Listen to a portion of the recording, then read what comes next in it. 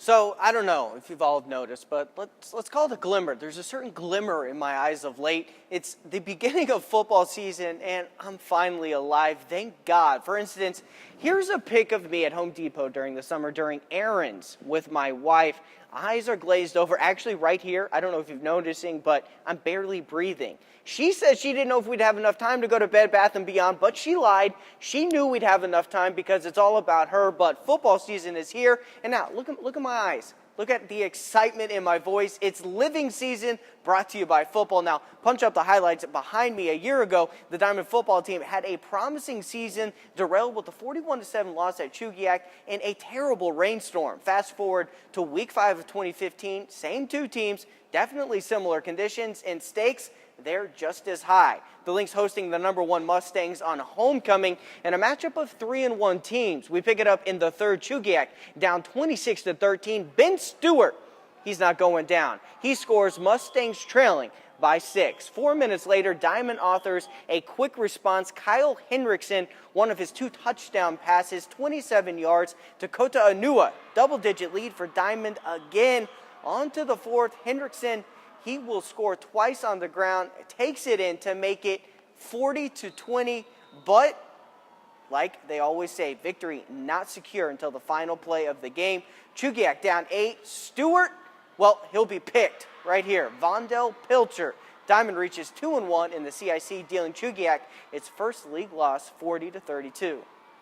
Hey, Chris and Gene, I'm here at Bristol's historic downtown, right on State Street. And as any of you have ever been here on State Street, this side over here is for Virginia. This side on the other side is Tennessee. Now, it's already a party for you Hokie fans coming on here. Your home base will be Quaker Steak and Lube. That was decided by the Alumni Association. So, Chris and Gene, it's all whether you're maroon or you're orange. Now, Chris, I can't help but notice you do have kind of orange hair. So I went to Walgreens, did you a favor, and got you some hair dye so you can let those viewers know where you stand, definitely. Haslin, Aaron Burmeister came in just after 4 this afternoon, and many people say in Uniloclete, that's where the race really starts to shape in regards to its leaderboard. We were able to catch up with the CVs after a post-race breakfast to catch a glimpse of a legend built by the first CV Iditarod musher, Dan. Dan CV is a father to Mitch, a grandfather to Dallas. He mushed in the first Iditarod ever in 1973, and the rest have made history.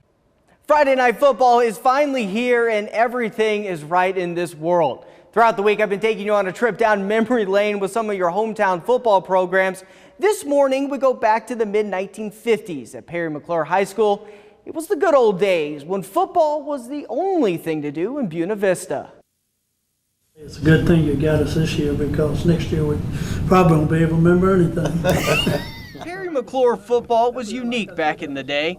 In fact, there used to be an old saying in the 50s. You go to a fight and a football game would break out.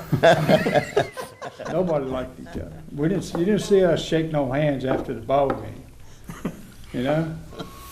It wasn't the students that did the fighting, it was our fans. Yeah. Fans. I mean, our fans did the fighting. You guys fought? No, we didn't fight.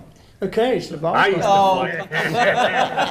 Football was a game these men cherished. Back in, football's what we live for. Football was just the identity of the town. The fans have followed us, you know, over the years, have fought for us. Well, we had a terrible flood in 1969. I mean, almost devastated Buena Vista. And I don't think if it hadn't have been for the football team, it just held the town together. And these football memories never fade. I can still remember the 2 tackles I made in high school. The great part is we all as players get better, and the games get better because the stories get better. We can walk on water now. Back then we couldn't even shovel mud. Just damn good. But through all the jokes, there's a lot of heart. I was the 10th of 11 children. My dad died when I was 10 years old. My family, the pride I seen in their eyes when I played, is something I treasure till I die. Amen. I did a nerds, there's no question about that. A family-given title for the Seavies, who become the first son and father combo to go first and second in Iditarod history. It's not that hard to do when you understand the race as well as Dallas does, and I think I do. We've studied out every scenario before we ever start the race. I talk to him about mushing more than anything else, and I probably talk to him more than just about anybody, you know. Anytime we're out mushing, I'm always on the phone talking kind of philosophy or theory. So we share ideas, at least the ones that, not the really good ideas, we keep those for ourselves, of course. For Dallas and Mitch, their competitive nature is fierce, but the rivalry is based on one thing. Our family. And it just so happens that we're kind of hung up on dog mushing. As far as giving the CV reign a dominant title, the family will have none of that. Dynasty's kind of a strong word, isn't it? A dynasty implies royalty, right? And certainly we're just people. That's a real powerful word. I think it's fair to say we're all doing the best we can at what we do, that we love to do. When it comes to the future for the Seavies, 1985 champ Libby Riddle said Dallas may win 10 Iditarods, and the Seavies aren't going to disagree. Dallas could win 10. Dallas has the makings of a champion through and through. Considering he's, 27 or so, you know, I think 37, that's not real old in mushing anymore. Certainly 47, and his dad just proved that almost 57 isn't too old to be a champion.